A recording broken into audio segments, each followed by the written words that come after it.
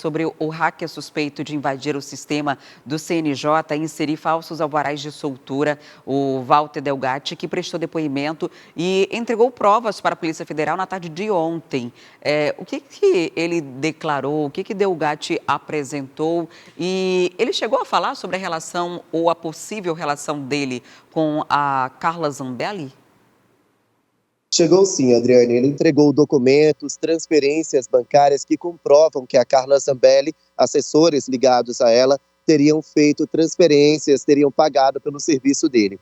Em depoimento, o Delgatti chegou a dizer que a Carla Zambelli chegou a pagar via assessores R$40 mil para que ele invadisse o site do Conselho Nacional de Justiça e decretasse um falso mandado de prisão contra o ministro do Supremo Tribunal Federal, Alexandre de Moraes. O Walter Delgatti estava preso em Araraquara, no interior de São Paulo, foi transferido aqui para Brasília num avião da Polícia Federal, inclusive a gente tem até imagens da chegada dele ali no aeroporto de Brasília, e assim que ele desembarcou no aeroporto, foi imediatamente levado para a sede da Polícia Federal para prestar um depoimento que durou cerca de 5 horas. Desses R$40 mil, 14 mil foram entregues em transferências bancárias e o restante em espécie. A gente chegou a questionar o advogado do Walter Delgatti se ele estaria negociando uma delação premiada com a Polícia Federal. O advogado disse que não, mas não descartou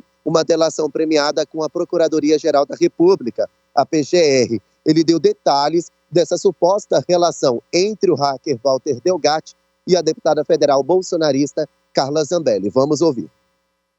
Era mais alguns esclarecimentos que o delegado que preside as investigações queria saber, mais alguns esclarecimentos baseados no depoimento dele que foi dado lá em São Paulo, dia 26 ou 27 do mês passado.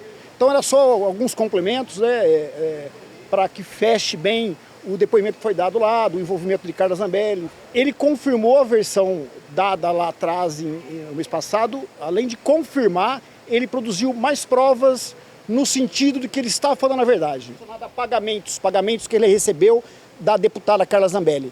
Ele faz prova de que ele recebeu valores de Carla Zambelli.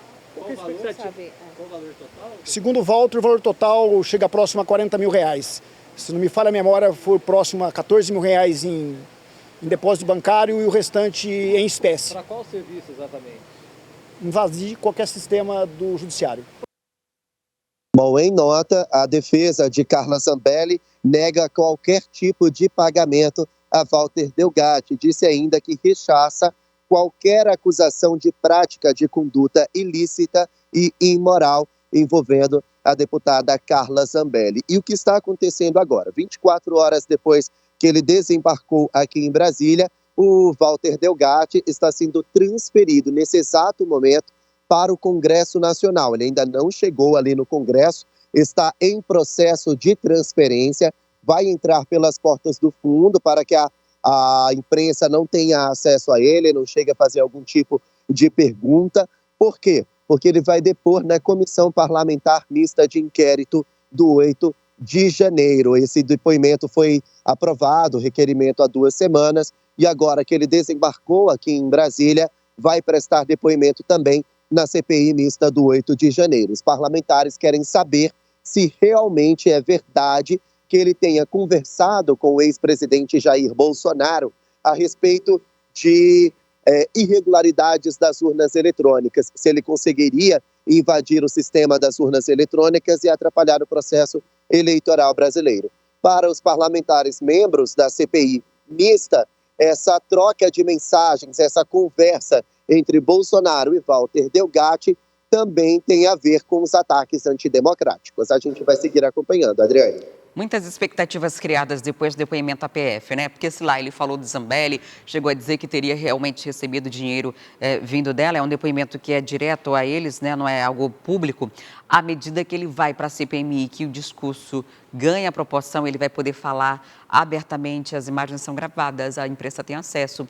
Então, aí a gente fica na expectativa do que deve ser esse depoimento hoje. Mas ele não é o único, né, que deve depor. Existem várias outras pessoas e a novidade relacionada a isso é que o ministro Alexandre de Moraes, do STF, decidiu incluir o general Gonçalves Dias, ex-chefe do GSI do governo Lula, na apuração da conduta de militares nos atos de 8 de janeiro, né? Igor, traz os detalhes para a gente sobre essa decisão, de onde partiu o pedido da inclusão de G. Dias dentro das investigações da CPMI.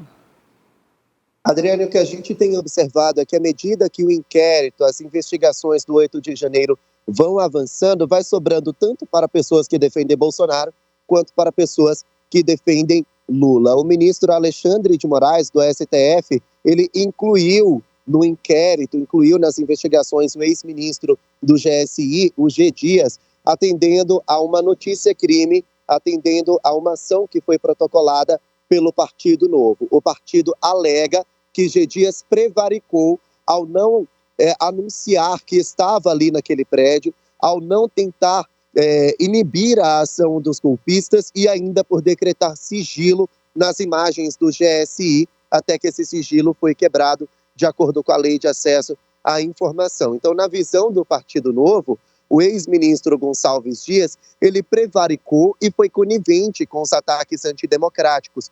Então, já que tem uma galera, tem muita gente, inclusive autoridades, sendo investigadas nessa ação, nada mais justo que G. Dias também seja investigado, já que ele foi flagrado ali no Palácio do Planalto durante os ataques, cumprimentando os invasores, servindo água aos invasores, e o pior, não tinha falado isso para ninguém. Depois que a imprensa vazou as imagens, é que ele conseguiu falar a respeito desse assunto e também explicou por que ele tinha decretado o sigilo. Então, essa movimentação, essa manobra de G. Dias, o Partido Novo considera muito estranha e já quer acusar o G. Dias de omissão, conivência com os ataques antidemocráticos. Alexandre de Moraes concordou que ele tem sim que ser investigado e agora ele entra nessa ação, ele entra nesse processo de investigação, vai ser ouvido pela CPI mista, vai ser ouvido novamente pela Polícia Federal. Então a situação de G. Dias ficou um pouco complicada, viu, Adriane? Ele estava preso hoje, até que isso acontecesse, né? Diante das decisões recentes que a gente tem visto. E agora a oportunidade dele dar essas explicações, ele se complica, mas ao mesmo tempo pode dar uma atenuada, Igor, na cobrança das imagens que ainda não foram liberadas. O Flávio Dino continua segurando. Essa decisão é uma decisão que vem de cima, né? Vem do Xandão, né? Que manda em tudo, e definiu que ele também vai ser ouvido. E agora a gente fica na expectativa de como isso vai acontecer e se de fato vai acontecer. Porque assim como os demais, até agora a gente já mostrou os depoimentos da maior parte deles são pessoas relacionadas a Bolsonaro, eles têm o direito de ficar em silêncio, né? E ele também pode ter esse mesmo benefício e também ficar em silêncio, mas aumenta aí a expectativa do que deve acontecer. E o ideal é que a CPMI seja a partidária. É hipotético, né? Assim, é um pouco utópico a gente pensar que pode ser, afinal de contas, são políticos que estão ali, políticos de um lado, políticos de outro, mas está misturado. O ideal mesmo é investigar a fundo quem participou, ter acesso às imagens. E qualquer pessoa, independentemente do lado, que contribuiu de alguma forma para o caos que foi aquele dia, que aquele dia é uma mancha na história do Brasil, que seja responsabilizados, né? Independente do lado que esteja ou que estava, que cada um tenha a punição que lhe cabe, né, Igor?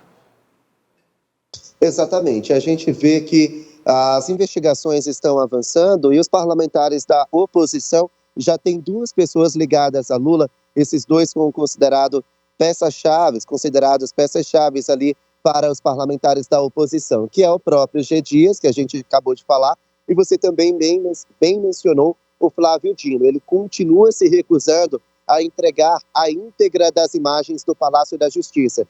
E por que essas imagens são importantes? Primeiro, para saber se realmente ele estava lá, como muitas pessoas afirmam. Segundo, para saber se os seguranças do Palácio da Justiça podiam reforçar a segurança do lado de fora. Para quem não mora aqui em Brasília, o Palácio da Justiça fica em frente ao Congresso Nacional e do lado do Palácio do Planalto. Então, as imagens internas mostram se os seguranças do Palácio poderiam ajudar a conter os manifestantes e também as câmeras externas podem flagrar mais suspeitos, podem contribuir com como que foi aquele processo de contenção dos manifestantes feito pela Polícia Militar.